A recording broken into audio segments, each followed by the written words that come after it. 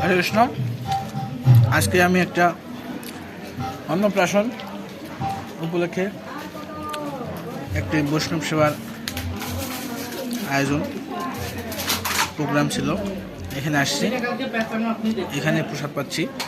তো এখানে আমি আমার জীবনে এরকম কোনো দিন প্রসাদ পাইনি। তো আপনাকে দেখাই, এটাকে বলে এটা মূলত ময়দার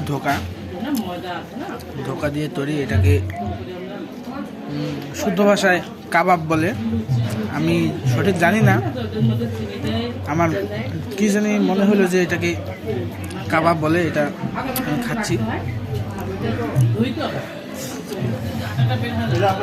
কাঠিতে পেঁচানো।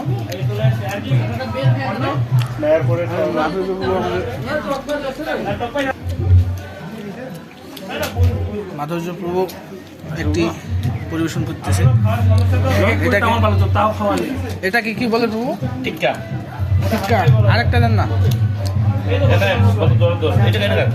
ওইটা আকাশের পড়ে গেছে। এটা এখন টেস্ট করব। খুব সুন্দর। আজকে যেগুলো প্রসাদ পাচ্ছি, আমার জীবনে এরকম প্রসাদ পাইনি। হরে কৃষ্ণ। সব কিছুর এত সুন্দর স্বাদ, আমি জীবনে কোনোদিন এরকম প্রসাদ পাইনি।